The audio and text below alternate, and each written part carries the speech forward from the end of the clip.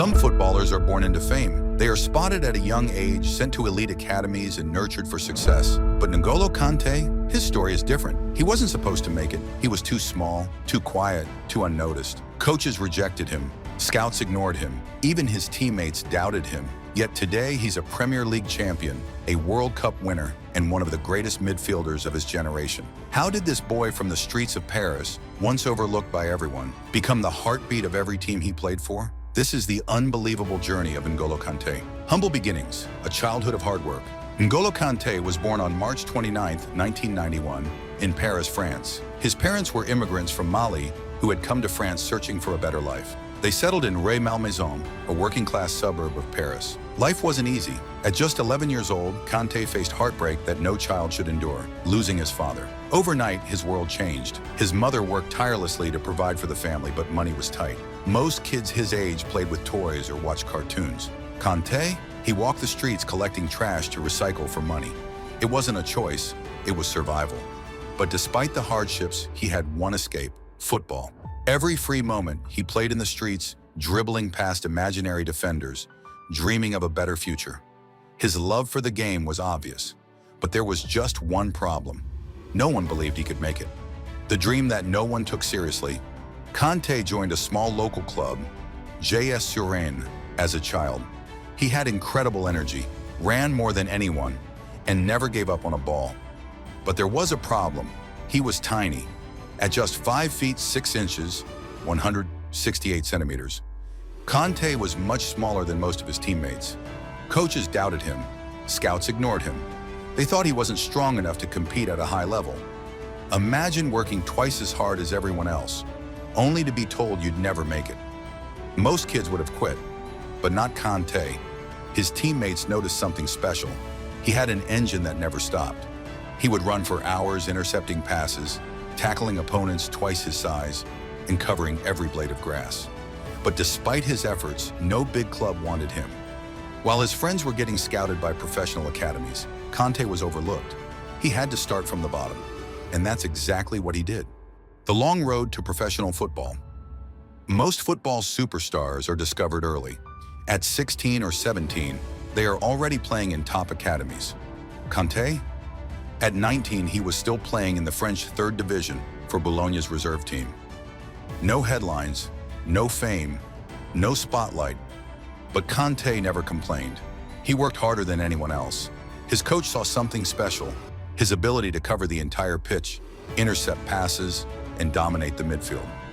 Finally, in 2012, Boulogne gave him his senior debut, but the team struggled and got relegated. It seemed like another setback in a career filled with obstacles. Then a new opportunity came. Caen, a club in France's 2nd division, gave him a chance. It wasn't the top level, but it was a step closer. And in his first season, he helped Caen win promotion to Ligue 1. He had proven that he was ready for bigger challenges. And then everything changed. The move that changed everything. After just one season in Ligue 1, Kanté caught the attention of scouts across Europe. His tackling, stamina, and reading of the game were world-class. In 2015, Leicester City signed him for just £5.6 million. At the time, Leicester wasn't a big club. They had barely avoided relegation the season before. No one expected them to do anything special. But then, Kanté arrived, and what happened next was nothing short of a miracle. The miracle season, Leicester's unbelievable title win. Before Kanté joined Leicester, they were 5,000 to 1 outsiders to win the Premier League. No one took them seriously. But with Kanté in midfield, everything changed. Under Claudio Ranieri, Leicester played fearless football. Their attack was quick, their defense was solid, but their secret weapon was N'Golo Kanté. He covered more ground than any other player in the league. He intercepted passes, won tackles, and allowed Leicester's attacking players to shine. Suddenly, Leicester wasn't just surviving, they were winning, and they kept winning. Against all odds, they pulled off one of the greatest upsets in football history, winning the 2015/16 Premier League title. A year earlier, Kanté was an unknown player in France. Now he was a champion, and the best was yet to come, becoming one of the best in the world. After Leicester's miracle season, every big club wanted Kanté. Chelsea won the race, signing him for £32 million in 2016. In his very first season, he won the Premier League again, this time with Chelsea. No player had won back-to-back Premier League titles with two different clubs in decades, but Kanté was no ordinary player. His dominance in midfield helped Chelsea regain their position as England's top club. He won the PFA Player of the Year award, an honor usually given to attacking players. But Kanté wasn't just ruling club football. He was about to conquer the world stage too, winning the ultimate prize, the World Cup. By 2018, Kanté had already established himself as one of the best midfielders in the world. He had conquered the Premier League with Leicester City and Chelsea, winning back-to-back league titles. But now the biggest challenge of his career awaited him, the FIFA World Cup in Russia. Playing for France, Kanté became the heart of Didier Deschamps' midfield, forming a legendary partnership with Paul Pogba. While Pogba provided creativity and attacking presence, Kanté was the relentless engine that kept France moving. He intercepted passes, broke up opposition attacks, and covered more ground than anyone else. His presence allowed France's attacking stars, Kylian Mbappé, Antoine Griezmann, and Olivier Giroud, to shine. Throughout the tournament, Kanté was a defensive wall. Whether it was stopping Lionel Messi against Argentina or outworking Belgium's midfield in the semi-finals, his performances were world-class.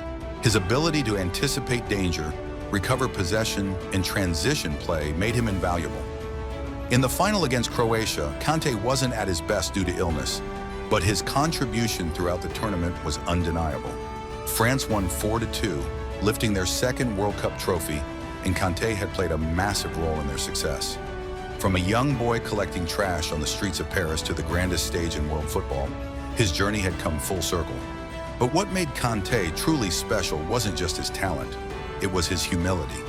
Even after winning the biggest prize in football, he remained the same quiet, hardworking, and down-to-earth player that fans around the world had grown to love. The footballer everyone loves. Despite winning everything, Premier League titles, a Champions League, and a World Cup, Kanté never changed. In a footballing world where players are often associated with luxury, flashy lifestyles, and extravagant spending, N'Golo Kanté remains refreshingly humble. While his teammates drove around in Ferraris and Lamborghinis, Kanté continued using his modest Mini Cooper, the same car he had since his early days in England. It wasn't about money, he could afford anything he wanted, but about his personality. He simply didn't see the need for extravagance. Beyond his lifestyle, his humility is reflected in how he treats people. He has no ego, no arrogance, and no sense of entitlement. He has been seen attending local mosques for Friday prayers, playing FIFA with fans, and even accepting a dinner invitation from a random supporter after missing a train. Stories of Kanté's kindness are endless. He doesn't just respect his teammates and coaches, but also club staff, journalists, and even opponents. Even rival fans admire him. It's rare to find a footballer who is universally loved, but Kanté is one of them. He represents everything great about football: hard work, humility, and pure passion for the game. A legacy that will never be forgotten. N'Golo Kanté's story is proof that talent alone isn't enough to succeed in football or in life. He wasn't the fastest player on the pitch. He wasn't the tallest or the most physically dominant. He wasn't the most skillful dribbler or the most creative playmaker. But what he lacked in natural advantages, he made up for with something far greater: unmatched determination, relentless hard work, and an unshakable belief in himself. Throughout his career, Kanté overcame rejection, doubts, and endless obstacles. Coaches said he was too small. Scouts ignored him. He wasn't handed an easy path to success like many young football prodigies. But instead of giving up, he kept running, kept tackling, and kept fighting. He turned his weaknesses into strengths and proved that heart and effort can take you further than pure talent alone. His legacy isn't just about the trophies he has won, the Premier League titles, the Champions League, the World Cup. It's about the inspiration he provides to millions. He is a living reminder that greatness isn't reserved for those with natural gifts. It's earned through perseverance, discipline, and the courage to keep going, even when no one believes in you. So the next time someone tells you that you're not good enough, too small, or not talented enough, think of N'Golo Kanté. He didn't listen to the doubters. He proved them all wrong. And if he can do it, so can you.